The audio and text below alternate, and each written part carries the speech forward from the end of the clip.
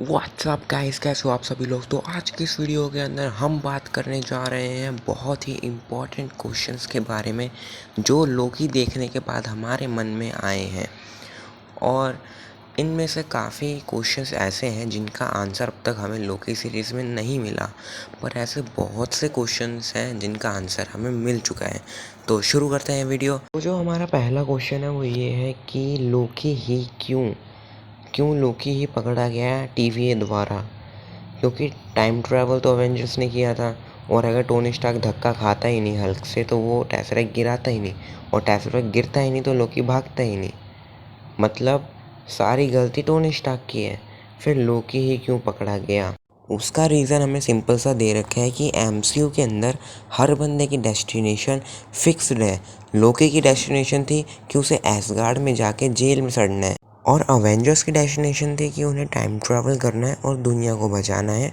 जो स्नैप करने के बाद जो आधे लोग चले गए उनको वापस लेकर आना है। पर क्योंकि लोकी वहाँ से भागा तो उसे नेक्सस पॉइंट क्रिएट किया, और उसकी वजह से फिर उसे TVA में जाना पड़ा। तो चलो अब अपना नेक्स्ट क्वेश्चन में चलते हैं। तो जो हमारा अगला क्वेश्चन है वो ये है कि क्या कैप्टन अमेरिका ने पास्ट में अपनी लाइफ जी के कोई नेक्सस पॉइंट क्रिएट किया या नहीं? तो MCU की गिवन इंफॉर्मेशन के हिसाब से देखें तो उन्होंने हमको कोई आइडिया नहीं दिया कि कैप्टन अमेरिका ने पास्ट में जाके कोई नेक्सस पॉइंट क्रिएट किया या नहीं। पर इससे कोई फ़र्क भी नहीं पड़ता, क्योंकि अगर कैप्टन अमेरिका ने कोई नेक्सस पॉइंट क्रिएट किया होगा तो TVA कैप्टन अमेरिका के वेरिएंट को पकड़ के उसे रिमूव कर देगी, जिससे मेन लाइन के कैप्टन अमेरिका को कोई फ़र्क ही नहीं पड़ेगा। वैसे भी वेरिएंट के रिमूव होने से मेन कैरेक्टर को कौन सा फ़र्क पड़ता है। तो अब हम चलते हैं हमारे नेक्स्ट क्वेश्चन की तरफ। तो हमारा नेक्स्ट क्वेश्चन ये है कि डेस्टिनी अब कुछ मैटर करती है MCU के अंदर, क्योंकि हमने एपिसोड 4 देख ही लिया है और हमें पता है कि टाइम कीपर्स बस झूठ है। वो सब एक रोबोट्स हैं जो शायद कैंग या लोकी दोनों, मेरे को ठीक ही लग रही है। कैंग के ज़्यादा चांसेस लग रहे हैं, पर लोकी वाली थीम भी मेरे को बेकार नहीं लग रही। तो देखते हैं कि कौन सी सच निकलती है। पर एपिसोड 4 के बाद अब ऐसा लगने लग गया है कि हमने लोकी के अंदर जितनी चीज़ें देखी वो TVA ने बस अपने फ़ायदे के लिए करवाई थी, ताकि बस उनका फ़ायदा हो और कोई उनके रास्ते में ना आए।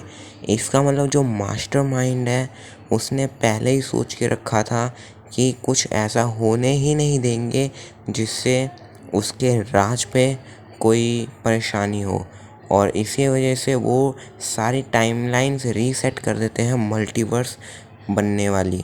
तो मुझे जहाँ तक लगता है कि लोकी के नेक्स्ट एपिसोड में हमको पक्का मतलब 90% चांसेस है कि हमें पता चल जाएगा कि इस सब के पीछे मास्टरमाइंड कौन है और इस सीरीज़ का विलन भी कौन है।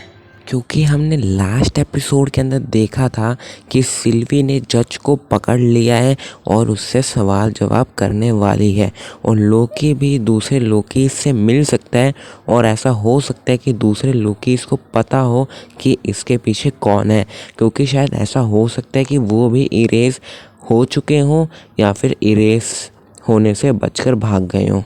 तो अगर मैं आसान शब्दों में समझाना चाहूँ तो ये समझ जाओ कि इस सीरीज़ का जो विलन है उसे रूल करना है, और जो इस टाइमलाइन के अंदर वो ढंग से रूल कर पाएगा उसे कोई परेशानी नहीं होगी, वो उस टाइमलाइन को रहने देगा, बाकी सबको हटा देगा। और वो टाइमलाइन है सीक्रेट टाइमलाइन, जिसका डेस्टिनेशन भी वो खुद लिखता है। सो एनीवे गाइस, इस वीडियो के अंदर इतना ही।